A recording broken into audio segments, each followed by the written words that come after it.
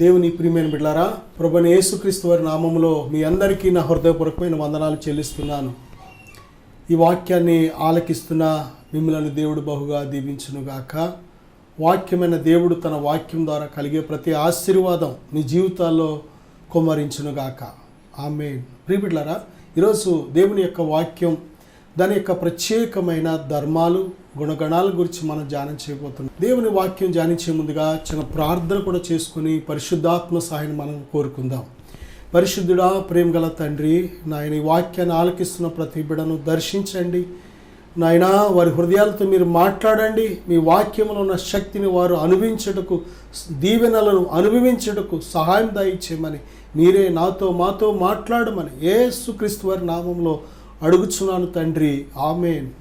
ప్రియ బిడ్డలారా, ఈ యొక్క సమయంలో దేవుని యొక్క వాక్యం యొక్క ప్రత్యేకమైన కొన్ని గుణాలు మనం ధ్యానం చేయబోతున్నాం.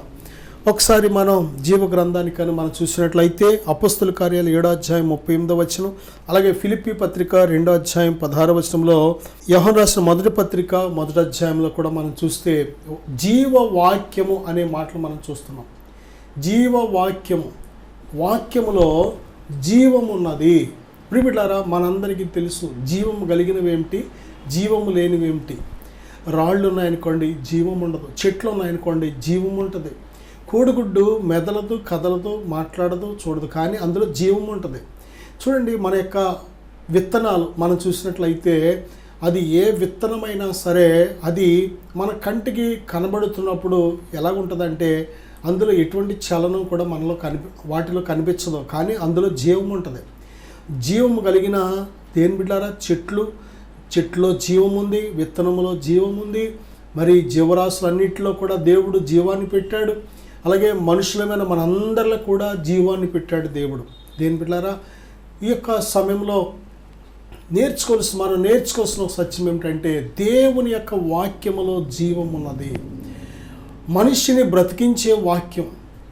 మనుషుడు రొట్టె వల్ల మాత్రమే కాదు, దేవుని నోట నుండి వచ్చే ప్రతి మాటను బట్టి జీవించునని దేవుడు స్పష్టంగా చెబుతున్నాడు.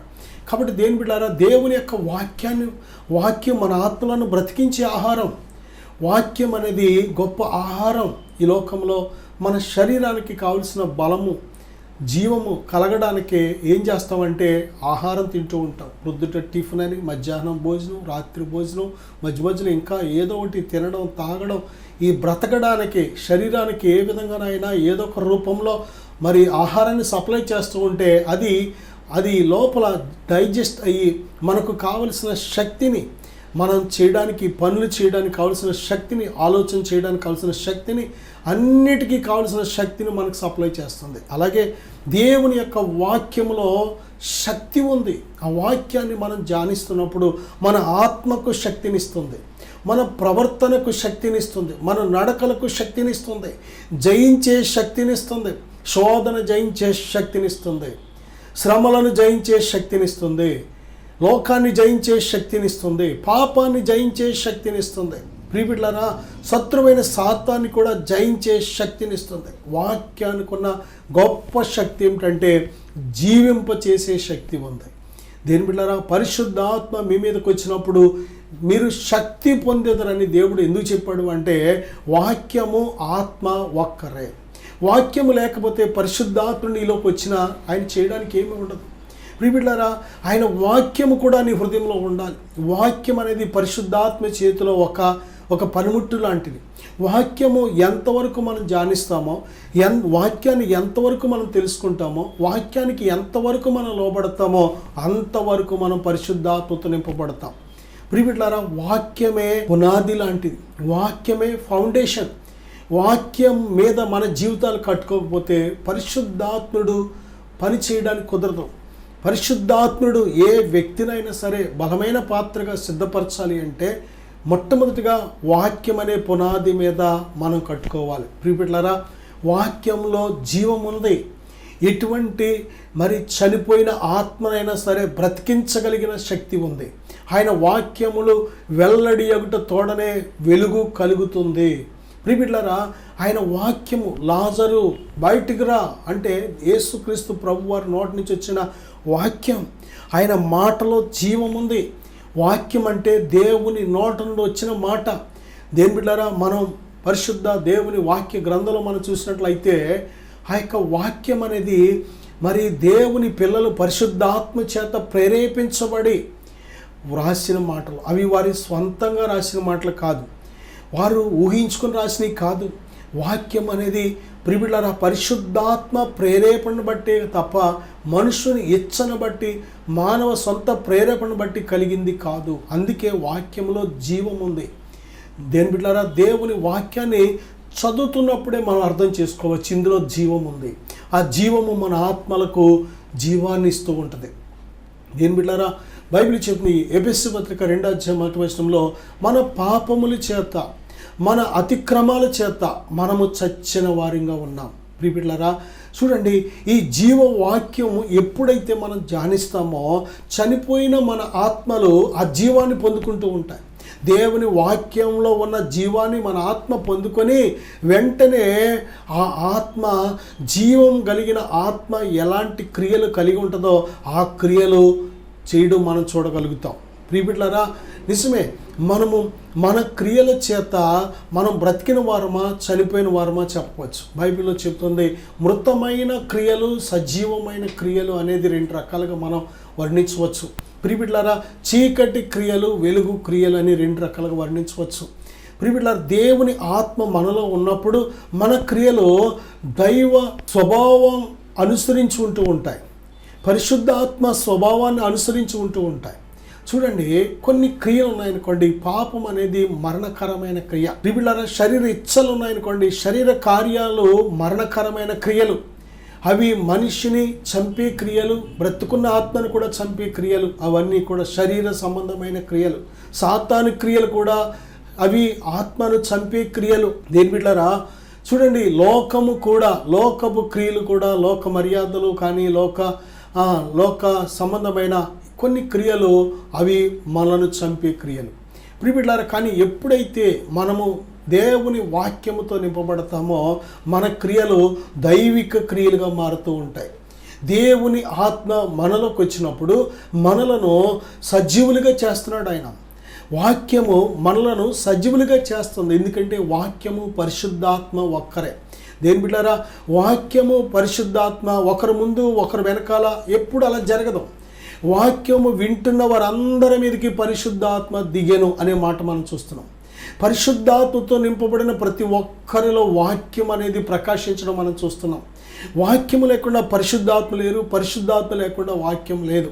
నువ్వు వాక్యాన్ని ఎప్పుడైతే నీ హృదయంలో దేని బిడ్డారా దాన్ని ధ్యానిస్తూ ఉంటావో, దాన్ని జ్ఞాపం చేసుకుంటూ ఉంటావో, వాక్యానికి నువ్వు లోబడుతూ ఉంటావో పరిశుద్ధాత్మ పని జరుగుతూ ఉంటుందనే విషయాన్ని మనం గ్రహించాలి. పరిశుద్ధాత్ముడు వాక్యము ద్వారా మనల్ని సిద్ధపరుస్తూ ఉంటారు. నా సహోదరుడా సహోదరి, దేవుని యొక్క వాక్యంలో ఉన్న గొప్ప శక్తి ఏమిటంటే జీవం ఉన్నది. దేవుని వాక్యములో యోహాను సువార్త 6:63 ప్రభు చెప్తున్నారు కదా, నేను మీతో చెప్పిన మాటలు ఆత్మయు జీవమునై ఉన్నవి. ప్రతి మాట, దేవుని నోట నుండి వచ్చిన ప్రతి మాట ఆత్మయు జీవమునై ఉన్నాయి. ఆత్మతో నింపబడిన మాటలు. అందుకే మన ఆత్మలో అవి ప్రభావితాన్ని చేస్తున్నాయి. చాలామంది అనుకుంటూ ఉంటారు కదా, ఎవరో మార్చేశారు, ఎవరో మోసం చేసేసారు అనుకుంటూ ఉంటారు. కాదు. సత్యాన్ని ఎప్పుడైతే నువ్వు తెలుసుకుంటూ ఉంటావో, సత్యవంతుడైన పరిశుద్ధాత్మను ఎప్పుడైతే నువ్వు తెలుసుకుంటూ ఉంటావో ఆయన నిన్ను సర్వసత్యంలోకి నడిపిస్తూ ఉంటారు. దేని బిడ్డలారా ప్రతి విధమైన బంధకాల నుంచి విడిపిస్తూ ఉంటారు, వెలుగులోకి నడిపిస్తూ ఉంటారు. సత్య సంబంధి అయిన ప్రతివాడు కూడా ఆయనను ఒప్పుకోగలుగుతాడు, ఆయనకు తన జీవితాన్ని సమర్పించుకోగలుగుతాడు, ప్రభు కోసం జీవించగలుగుతాడు. సత్యాన్ని విడిచిపెట్టడానికి ఏమాత్రం కూడా విడిచిపెట్టలేం మనం. ఒక్కసారి సత్యం తెలుసుకున్నామంటే ఇక సత్యం కోసం బ్రతకాలనే ఒక తీర్మానం, సమర్పణ మన లోపల కలుగుతూ ఉంటుంది. ప్రియబిడ్డలారా చూడండి, ఇక్కడ మనం చూసినట్లయితే జీవవాక్యము, వాక్యములో జీవం ఉన్నది. రెండవదిగా చూస్తే అపొస్తలుల కార్యాలు 13:26 రక్షణ వాక్యము. వాక్యము అందులో ఉన్న గొప్ప శక్తి ఏమిటంటే మన ఆత్మలను రక్షించే వాక్యం. దేని బిడ్డలారా దేవదూత చెప్తున్న మాట, ఇదిగో నీవు గర్భవతి అయి కుమారుని కందువు, ఆయనకు యేసు అని పేరు పెట్టుదువు, ఆయన తన ప్రజలను వారి పాపం నుంచి రక్షించను కనుక ఆయనకు యేసు అని పేరు పెట్టెను. యేసు అంటే అర్థం రక్షకుడు. యేసు అంటే వాక్యము. ప్రియమైన యోహాను సువార్త 1వ అధ్యాయం మొదటి నుంచి మనం చూసినట్లయితే వాక్యము వాక్యము వాక్యము వాక్యమని దేవుడు తన యొక్క స్వభావం, తన యొక్క రూపం కోసం దేవుడు మనతో చెప్తున్నాడు. వాక్యమై ఉన్నాడు దేవుడు. అలాగే 14వ వచనం దగ్గరికి వచ్చేటప్పటికి ఆ వాక్యము శరీరధారిగా మన మధ్య కృపా సత్య సంపూర్ణుడిగా నివసించినట్లు మనం చూస్తున్నాం. వాక్యమైన దేవుడు ఎలాగా మరి శరీర అవతారం ఎత్తాడు అంటే రక్షకుడుగా, యేసు అనే రక్షకుడుగా, క్రీస్తు అనే అభిషక్తుడుగా, తండ్రి చేత అభిషేకించి పంపబడిన వాడుగా, ఈ భూమి మీద ప్రతి మానవుడు చేసిన తన పాపముల నుండి తనను విడిపించడానికి, వారిని విడిపించడానికి రక్షకుడుగా, నరావతారిగా ఈ లోకానికి వచ్చాడు. అందుకే బాప్తిస్మ ఇచ్చే యోహాను ఏమంటాడు అంటే, లోక పాపమును మోసుకొని పోవు దేవుని గొర్రెపిల్ల. నిజమే, కన్యకకు జన్మించిన ఆ పరిశుద్ధుడైన ఆ రక్షకుడు శిలువ మీద మన పాపముల కోసం ప్రాణం పెట్టకపోతే ఏ పాపికి కూడా పాప క్షమాపణ లేదు, ఏ పాపి రక్షించబడడానికి అవకాశం లేదు. ఈరోజు ప్రభువైన యేసుక్రీస్తునందున్న వారికి ఏ శిక్ష విధి లేదు. ఎందుకో తెలుసా? యేసునందు విశ్వాసం ఉంచిన వాడిని దేవుడే, ఆ తీర్పు తీర్చే దేవుడే నీతిమంతుడిగా చేస్తున్నాడు. తన అద్వితీయ కుమారుడిగా పంపించిన ప్రభువైన యేసుక్రీస్తునందు విశ్వాసం ఉంచిన వారిని ఉచితముగా నీతిమంతులుగా చేస్తున్నాడు. దీని బిడ్డలారా చూడండి, మనలందరినీ కూడా దేవుడు ఉచితముగా తన బిడ్డలుగా అంగీకరిస్తున్నాడు. మనందరి మీద ఉన్న దోషము, నేరము, పాపం అంతా కూడా ఆయన మీద వేసుకొని సిలువలో ఆయన చెల్లించిన వెల, ఆ వెలనందును విశ్వాసం ఉంచినప్పుడు దేని బిడ్డ నిన్ను దేవుడు ఉచితముగా ప్రతి బంధకాల నుంచి విడిపిస్తున్నాడు. పాప బంధకాల నుంచి విడిపిస్తున్నాడు, శాపపు బంధకాల నుంచి విడిపిస్తున్నాడు. దేని బిడ్డలారా, ఆదాము నుంచి ఉన్న ప్రతి విధమైన స్వభావాల నుంచి కూడా దేవుడు మనల్ని విడిపిస్తున్నాడు. విడిపించి మనలో ఒక నూతనమైన స్వభావాన్ని దేవుడు ఏర్పాటు చేస్తున్నాడు. అందుకే యేసుక్రీస్తునందున వారికి ఏ శిక్షా విధి లేదు. యేసునందున వాడు నూతన సృష్టి. ఎవడైనను క్రీస్తునందున ఎడల వాడు నూతన సృష్టి, పాతవి గతించను, ఇదిగో సమస్తము నూతనమైనని వాక్యం సెలవిస్తుంది. నిజమే దేని బిడ్డలారా, నిజముగా మన పాపములను మనం ఒప్పుకొని పశ్చాత్తాపడినప్పుడు యేసు రక్తం మన ప్రతి పాపాన్ని కడిగి నూతన సృష్టి వంటి జీవితాన్ని దేవుడు మనకు ప్రసాదిస్తున్నాడు. అందుకే దేని బిడ్డలారా, దైవిక స్వభావంలో మన పాలుపంపులు పొందుతున్నప్పుడు ఆయన ఎలాగైతే జీవించాడో మనం కూడా అలా జీవిస్తున్నప్పుడు దేని బిడ్డలారా, ఇక శత్రువైన సాతానికి మన మీద అధికారం లేదు, పాపానికి మన మీద అధికారం ప్రభుత్వం లేదు. ప్రియబిడ్డలారా, మరణానికి మన మీద అధికారం ప్రభుత్వం లేదు. అందుకే ప్రభువైన యేసుక్రీస్తునందు విశ్వాసం ఉంచిన వాడు చనిపోయినను బ్రతుకును. ప్రియబిడ్డలారా, యేసునందు విశ్వాసం ఉంచిన వాడు నిత్య జీవం గలవాడు. యేసునందు విశ్వాసం ఉంచిన వాడు మరణంలో నుంచి జీవంలోనికి దాటి ఉన్నాడు, తీర్పులో నుండి జీవంలోనికి దాటి ఉన్నాడని దేవుడే చెబుతున్నాడు మనకి. కనుక దేవుని మాటలో విశ్వాసం ఉంచుదాం. ప్రియబిడ్డలారా, ఆయన వాక్యమందు విశ్వాసం ఉంచుదాం. ఎంతైనా ఆయన వాక్యం నమ్మదగినది అని బైబిల్ చెప్తుంది. ఆయన వాక్యం నమ్మదగినది, ఎందుకంటే నమ్మదగిన దేవుడు, నమ్ముకొనదగిన సహాయకుడు. మొదటగా ఆయన వాక్యంలో ఉన్న ప్రత్యేకత ధర్మం ఏమిటంటే జీవమున్నది. రెండవదిగా ఆయన వాక్యంలో ఉన్న గొప్ప ధర్మం ఏమిటంటే రక్షించే శక్తి ఉన్నది. మన పాపముల నుంచి మనను రక్షించే శక్తి ఉన్నది. యేసుక్రీస్తు ప్రభువారు తప్ప దేని బిడ్డ నీ పాపముల నుంచి నిన్ను విడిపించే రక్షించేవారు వెతుకు. ఎక్కడైనా ఎప్పుడైనా నీకు కనబడతారేమో వెతుకు. బైబిల్ చెప్తుంది, నేడు అనబడే సమయం ఉన్నప్పుడే. దేని బిడ్డారా, కొంతసేపు కనబడ అంతలో మాయమైపోయే ఆవిరి వంటి వారు. కానీ ప్రభువులో నేను కనుగొన్నది ఏంటంటే జీవాన్ని కనుగొన్నాను. యేసు చెప్పిన ప్రతి మాటలో సత్యాన్ని నేను కనుగొన్నాను. ప్రియబిడ్డ, ఆ సత్యవంతుడైన దేవుడు నన్ను రక్షించాడు, నా పాపముల నుంచి నన్ను విడిపించాడు. దేవుని యొక్క సత్యాన్ని అనేకులకు ప్రకటించే ఈ గొప్ప కృపను దేవుడిచ్చాడు. నా సహోదరుడా, నీ నేత్రాలు కూడా తెరిచి నేను వాడుకోని దేవుడు ఆశపడుతున్నాడు. ఈ సత్యాన్ని నీకు బయలుపరిచి ప్రియబిడ్డ, ఆయన తను నీకు బయలుపరచుకోవాలని ఆశపడుతున్నాడు. నా సహోదరుడా, సహోదరి, అపొస్తలుల కార్యాలు 19:20 ప్రభావముతో ప్రభు వాక్యము ప్రబలమై వ్యాపించాను. ఎంతో ప్రభావముతో. అక్కడ చాలామంది చాలా కాలం నుంచి దేని బిడ్డారా మరి శత్రువు అయిన సాతానుతో చేతులు కలిపి కొన్ని రకాల మాంత్రిక విద్యలు కూడా మరి చేయడమే కాదు, వారు కొన్ని పుస్తకాలు కూడా రాసి ఉండడం వారు చూశారు. ఆ పుస్తకాలు చాలామంది అనుసరించి మంత్ర విద్యలను నేర్చుకొని చాలా రకాలుగా దేవునికి విరోధమైన చీకటి కార్యాలతో జీవించిన వారిని మనం చూస్తున్నాం. వారిని చూసి జనులు తెలియక వారికి భయపడుతూ వారి గొప్పవారు అనుకుంటూ ఆ యొక్క చీకటి కార్యాలు మంత్ర కార్యాలే గొప్పవి అనుకుంటూ దేని బిడ్డారా ఆ చీకటికి కర్త అయిన శత్రువైన సాతానికి భయపడుతూ బ్రతుకుచున్న రోజులు. ఈ రోజుకి కూడా ఎంతోమంది దేవుని శక్తి తెలియక దేని బిడ్డారా మరి మంత్రాలకు భయపడుతూ ఉంటారు. మరి చాలామంది దేని బిడ్డారా చేతబడులకు భయపడుతూ ఉంటారు. ఈ లోక సంబంధమైన అనేక రకాల చీకటి విద్యలకు భయపడుతూ ఉంటారు. కానీ బైబిల్ చెబుతుంది దేని బిడ్డారా ప్రభువైన యేసుక్రీస్తునందు విశ్వాసం ఉంచిన ప్రతి ఒక్కరిలో దేవుడు ఉంచిన ఆయన ఆత్మ ఈ లోకములో ఉన్నవాని కంటే గొప్పవాడు. ప్రియ బిడ్డారా, ఆయన నిన్ను తన పరిశుద్ధాత్మతో ముద్రిస్తున్నాడు. పరిశుద్ధాత్మ అనే సంచకరువుతో నేను ముద్రిస్తున్నాడు. కనుక ఈ లోకంలో ఎన్నో రకాల దురాత్మ శక్తులు ఉండవచ్చు. ఈ లోకంలో ఎన్నో రకాల బ్రహ్మపరుచు ఆత్మ ఉండవచ్చు. ఎన్నో రకాల దేని బిడ్డారా మరి శక్తులు పనిచేస్తూ ఉండవచ్చు. కానీ దేవుడు నీలో ఉంచిన తన ఆత్మను మించిన ఆత్మ ఎక్కడా లేదు. ప్రియబిడ్డారా, దేవుడు సర్వశక్తివంతుడు, దేవుడు సర్వాధికారి, దేవుడు సర్వోన్నతుడు, దేవుడు సర్వజ్ఞాని, దేవుడు జీవం గలవాడు. దేని బిడ్డారా, దేవుడు సర్వశక్తిమంతుడు. అబ్రహాంతో చాలా చోట్ల అంటాడు దేవుడు, నేను సర్వశక్తిమంతుడను కనుక నా సన్నిధిలో నిందారహితుడిగా ఉండమని హెచ్చరిస్తున్నాడు. నిజమే దేని బిడ్డారా, సర్వశక్తిమంతుడు. నిజమే అబ్రహాము చెప్తున్నాడు సర్వశక్తిమంతుడని గ్రహించాడు కాబట్టే దేవుని మీద విశ్వాసం ఉంచాడు. దేవుడి మీద విశ్వాసం ఉంచాడు కాబట్టే ముసలి వయసులో కూడా ఆయన యందు విశ్వాసము ద్వారా బలము పొందుకున్నాడు. సారా కూడా తన గర్భం మృతతుల్యమైనట్టు గ్రహించింది. కానీ ప్రభువైన యేసుక్రీస్తునందు విశ్వాసం ఉంచి ఆమె బలము పొందుకుంది. విశ్వాసము ద్వారా దేవుని యందలి విశ్వాసం మనను బలవంతులు చేస్తుంది.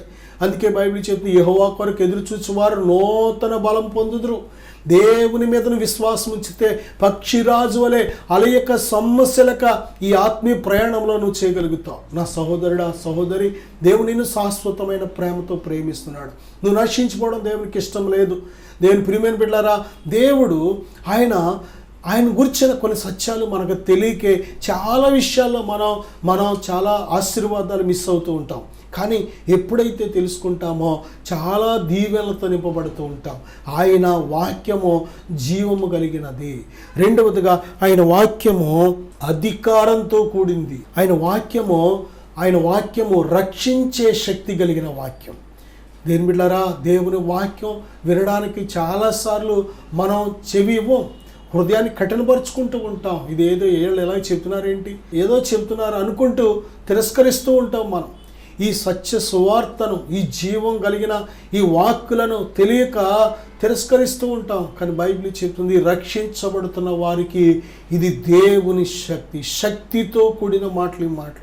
ప్రియబిడ్డ, ప్రభువైన యేసుక్రీస్తు వారిని గురించిన ప్రతి మాట కూడా సత్యము ఉంది, అందులో శక్తి ఉంది. కనుక ఈ మాటలకు శత్రువు అయిన సాతాను చాలా దేని బిడ్డారా ఏ మాత్రము కూడా విననివ్వకుండా అడ్డుపడుతూ ఉంటాడు. నీ హృదయాన్ని కఠినపరుస్తూ ఉంటాడు. ఎందుకంటే వింటే నువ్వు రక్షించబడతావు. వింటే వాడి గ్రిప్ నుంచి బయటకు వచ్చేస్తావు, వాడి చీకట్ల నుంచి వెలుగులోకి వచ్చేస్తావు. దేని బిడ్డ మరణంలో నుంచి జీవంలోనికి దాటిపోతావు. కాబట్టి ఏ మాత్రము కూడా బైబిల్ చెప్తుంది దొంగతనమును, హత్యను, నాశనమును తప్ప మరి దేనికి రాడు. కాబట్టి నువ్వు రక్షించబడ్డం శత్రువుకి ఇష్టం ఉండదు. నువ్వు మేలు పొందడం శత్రువుకి ఇష్టం ఉండదు. నువ్వు జీవాన్ని పొందుకోవడం శత్రువుకి ఇష్టం ఉండదు. వాడిలాగానే నువ్వు కూడా నశించిపోవాలనేదే శత్రువు యొక్క ప్రణాళిక. వాడికి సమయం కొంచెం ఉంది కనుక ఈ కడవరి దినాల్లో చాలా భయంకరంగా విస్తృతంగా దేని బిడ్డ దేవుని యొక్క పనికి ఆటంకంగా ఉంటూ ఉంటాడు. కానీ భయపడవలసిన పర్లేదు, ఎందుకంటే దేవుడు సర్వశక్తిమంతుడు. ఆయన శక్తి ముందు నిలబడే శక్తి ఏమీ లేదు. ప్రియబిడ్డలారా, ఆయన వాక్యములో జీవం ఉంది. రెండవదిగా ఆయన వాక్యములో రక్షించే శక్తి ఉంది. ఆయన వాక్యములో ప్రభావం ఉంది.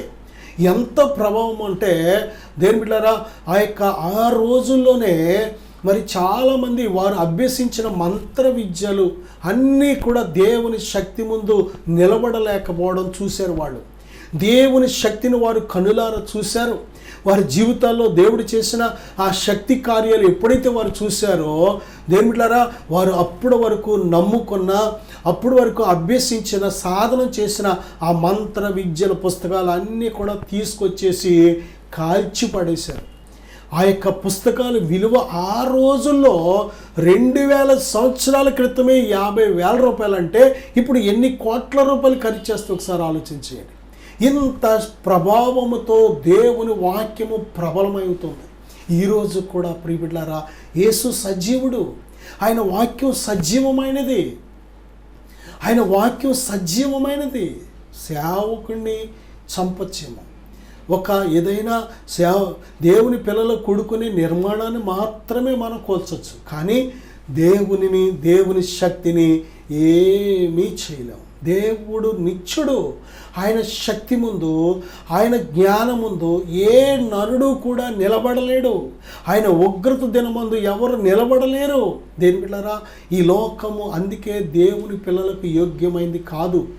దేవుని పిల్లలకు, పరిశుద్ధులకు, నీతిమంతులకు, యథార్థవంతులకు, దేవుని యందు భయభక్తులు కలిగిన వారికి ఈ లోకం ఏమాత్రం యోగ్యమైనది కాదు. ఈ లోకమంతా కూడా దుష్టుని యందు ఉంది కనుక దుష్టుడు దేవుడు జల్లెడలో జల్లించినట్లు జల్లిస్తూ ఉంటాడు. కానీ దేవుడు తన పిల్లలకు ఎప్పుడూ కూడా నిత్యము వారిని కాపాడడానికి సిద్ధంగా ఉంటాడు. నా సహోదరుడా, నా సహోదరి, దేవుని ప్రియమైన బిడ్డలారా, దేవుని శక్తిని అపార్థం చేసుకుంటున్నావా?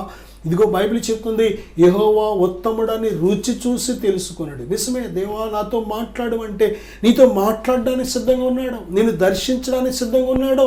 తన్ను గురించిన అనేక నిదర్శనాలు ఇచ్చిన దేవుడు ఇంకా ఇంకా ఇంకా నీ జీవితంలో దేని బిడ్డలారా ఆయన మహిమను చూసే అవకాశం దేవుడు నీకు ఇస్తున్నాడు. మనమే చాలాసార్లు దుర్వినియోగం చేసుకుంటున్నాం, చాలాసార్లు అపార్థం చేసుకుంటున్నాం, చాలాసార్లు ఆయన శక్తిని ఎరుగక తెలియక ఏదేదో మాట్లాడుతూ ఉంటాం. కానీ ఆయన సర్వశక్తిమంతుడు. నా సహోదరుడా, నా సహోదరి, ఆయన వాక్యములో ప్రభావం ఉన్నది. ఈ విషయాన్ని మనం మర్చిపోకూడదు. ఆయన వాక్యంలో ఉన్న మరొక శక్తిని కూడా మనం చూసినట్లయితే కొరింథీయులకు రాసిన 2వ పత్రిక 5వ అధ్యాయం 19వ వచనంలో సమాధాన శక్తి ఉంది. సమాధాన వాక్యము అనే మాట మనం చూస్తున్నాం. దేవుడు సమాధానానికి కర్త కానీ అల్లరికి కర్త కాడు.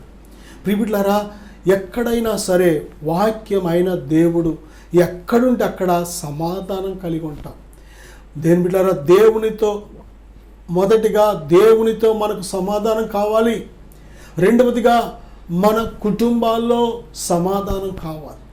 దేని బిడ్డలారా, సమాధానం లేకే లోకం రగిలిపోతుంది. దేశానికి మధ్య సమాధానం లేదు. దేని బిడ్డలారా, ఒక రాజ్యానికి ఇంకో రాజ్యానికి మధ్య సమాధానం లేదు. ఒక భాష మాట్లాడేవారికి ఇంకో భాష మాట్లాడేవారికి సమాధానం లేదు. ఒక తెగకు ఇంకో తెగకు మధ్య సమాధానం లేదు. ప్రియ బిడ్డలారా, ఒక జనానికి ఇంకో జనానికి మధ్య సమాధానం లేదు. ఒక కుటుంబానికి ఇంకో కుటుంబానికి మధ్య సమాధానం లేదు. భార్య భర్త మధ్య సమాధానం లేదు. అన్నదమ్ములు, అక్క చెల్లెలు, రక్త సంబంధుల మధ్య సమాధానాలు లేవు. బిడ్డలారా, దేవుని బిడ్డలారా, అత్త కోడల మధ్య సమాధానాలు లేవు. చాలా చోట్ల తల్లి కూతుళ్ళ మధ్య, తండ్రి కొడుకుల మధ్య సమాధానాలు లేవు. ఎక్కడ చూసినా అసమాధానం, అల్లరి, గొడవ. ఎక్కడ చూసినా కోర్టులు, కేసులు, దెబ్బలాట్లు, కొట్టుకోవడం, చంపుకోవడం, నరుక్కోవడం. సమాధానం అనేది దేవుడు దయచేసేది. అల్లరికి కర్త సాతానుగాడు. దేని బిడ్డలారా, హత్యలకు కర్త సాతానుగాడు, గొడవలకు కర్త సాతానుగాడు. అల్లరి, ఇటువంటి మత్సరము, నీచ కార్యాలు ఎక్కడుంటే అక్కడ శత్రువైన సాతాను హ్యాండ్ ఉందనేది మనం గ్రహించాలి. ప్రియబిడ్డలారా, మనుషులందరూ మంచోళ్లే, కానీ మనుషుల మధ్య ఇటువంటి భయంకరమైన అల్లర్లు సృష్టిస్తుంది ఎవరంటే శత్రువైన సాతాను. ప్రియబిడ్డలారా, అందుకే బైబిల్ చెప్తుంది, మెలకువగా ఉండండి. మెలకువగా ఉండి ప్రార్థన చేయండి. నా సహోదరుడా, మీరు శోధనలో పడకున్నట్లు మెలకువగలిగి ప్రార్థన చేయండి. నిజమే, మెలకువగలిగి ప్రార్థించే జీవితం మనకు కావాలి. నా సహోదరుడా, సహోదరి, నిజమే, అసలు ఆత్మీయంగా మన ఆత్మ వర్ధిల్లినప్పుడే మన యొక్క జీవితం అంతా కూడా దీవించబడుతూ ఉంటుంది. ప్రార్థన అనేది తాళపు చెవి. ప్రిబిడ, సమాధానం, దేవుడు కోరుకునేది సమాధానం. ఈ భూమి మీద మనం వచ్చినప్పుడు ఏమీ పట్టుకు రాలేదు. మనం వెళ్ళిపోయినప్పుడు ఏ మనిషి అయినా వెళ్ళిపోవాలి. వెళ్ళిపోయేటప్పుడు వాడు ఎంత ప్రయాసపడి కష్టపడి తన జ్ఞానం, యుక్తి, శక్తి అంతా ఖర్చు పెట్టి కూడగట్టిన దాంట్లో ఏమీ పట్టుకెళ్ళడం. మరి ఎందుకు ఈ గొడవ? ఎందుకు ఈ యొక్క అసమాధానం? ఎందుకు ఈ అల్లరిలో? ఏమి సాధిద్దామని, ఏమి సంపాదిద్దామని? ఒకడు లోకమంతా సంపాదించిన, మత్తయి సువార్త 16వ అధ్యాయంలో, ఒకడు లోకమంతా సంపాదించి తన ప్రాణము పోగొట్టుకుంటే వాడికి ప్రయోజనం లేదు. నిజమే దేని బిడ్డారా, ఈ లోకం సంపాదించాలి, డబ్బు సంపాదించాలి, అవి అనిపించాలి, ఇవి అనిపించాలి, అలాగుండాలి, ఇలాగుండాలి, ఎన్ని రకాలుగా మనకి ఎంత జ్ఞానం ఉందో, ఎంత శక్తి ఉందో, ఎంత యుక్తి ఉందో అంత ఉపయోగించి చేస్తున్నాం. కానీ చివరకు ఈ లోకాన్ని విడిచిపెట్టినప్పుడు మనం పట్టుకుపోయేది ఏమీ లేదు. దేని బిడ్డారా, దేవునిని కలిగి సమాధానంగా జీవించడం దేవునికి ఇష్టమైన పని. సమాధానంగా మనం బ్రతకాలి. సమాధానం లేకపోతే మనం ఈ భూమి మీద క్షేమంగా బ్రతకలేం. సమాధానంగా లేకపోతే సంతోషాన్ని అనుభవించలేం. మనుషులతో సమాధానం లేకపోతే దేవుడితో కూడా సమాధానం ఉండదు. దేవుడితో సమాధానం లేకపోతే మనుషులతో కూడా సమాధానం ఉండలేం. దేని బిడ్డారా, మన కుటుంబాల్లో సమాధానం కావాలి. పరిశుద్ధాత్మ దేవుడు సమాధానానికి కర్త. ఆయన సమాధానం అనేది దేవుని స్వభావం. ఆయన మనలోకి వచ్చినప్పుడు మనం సమాధానం ఉండగలం, క్షమించగలుగుతాం, తగ్గించుకోగలుగుతాం. దేని బిడ్డారా, దేవుడికి అప్పగించగలుగుతాం. చాలాసార్లు, కొన్నిసార్లు మనం ఏ పొరపాటు చేయకపోయినా అవతల వారు మనకు దేని బిడ్డలారా విరోధంగా, దుర్మార్గంగా, అన్యాయంగా, అక్రమంగా మన మీదకి వచ్చినప్పుడు బైబిల్ చెప్తుంది, పగ తీర్చుకొనుట దేవుని పని. దేవుడికి అప్పగించాలి. కొన్నిసార్లు మర్చిపోవాలి, కొన్నిసార్లు క్షమించాలి, కొన్నిసార్లు విడిచిపెట్టేయాలి. ఆ విషయం అంతటితో మనం ఎప్పుడైతే దేవుని ఆత్మ సహాయం మనకు లేదో, ఇక ఎప్పుడు కూడా ఎలా ఉంటామంటే ద్వేషాలతో, పగలతో, అసూయలతో, కక్షలతో, నెమ్మది లేకుండా, సమాధానం లేకుండా బ్రతుకుతూ ఉంటాం. దేని బిడ్డలారా, ప్రభు చెప్తున్నారు కదా, ప్రయాసపడి భారం మోసుకొనిచున్న సమస్త జనులారా నా యొద్దకు రండి, నేను మీకు విశ్రాంతినిస్తాను. విశ్రాంతి, నెమ్మది కలిగి మనం బ్రతకాలని దేవుడు కోరుకుంటున్నాడు. మనం ఈ భూమి మీద ఉన్న దేవుడిచ్చిన ఆయుష్కాలం అంతా కూడా సమాధానంగా ఉండాలని దేవుడు కోరుకుంటున్నాడు. నా సహోదరుడా, సహోదరి, సమాధానం కావాలని ఆశ ఉందా నీకు? నెమ్మదిగా బ్రతకాలని ఆశ ఉందా? రాత్రి పగలు ప్రయాసపడుతున్నావు, కానీ నెమ్మది కలిగి బ్రతకడం గొప్పదని బైబిల్ చెప్తుంది. సమాధానంగా బ్రతకడం చాలా గొప్ప విషయం. చిన్న ప్రార్థన చేద్దాం, దేవుణ్ణి అడుగుదాం. నెమ్మది ఇచ్చే దేవుడు, సమాధానం ఇచ్చే దేవుడు. తండ్రి, ఇప్పుడే నాయన ఈ ప్రార్థన ఏకీవిస్తున్న ప్రతి బిడ్డను నెమ్మదితో నింపండి ప్రభువా, సమాధానంతో నింపండి నాయన. వారి జీవితాల్లో, వారి హృదయాల్లో గలిబిలి చేస్తున్న ప్రతి అపవాది, వాడి క్రియలన్నీ కూడా తొలగిపోవనిగా అక్కడ ఆజ్ఞాపిస్తున్నాడు తండ్రి. సమాధానంతో నింపు నాయన. దీవించండి ప్రభువా, ఆశీర్వదించమని యేసుక్రీస్తు నామములో ప్రార్థిస్తున్నాను తండ్రి. ఆమేన్. God bless.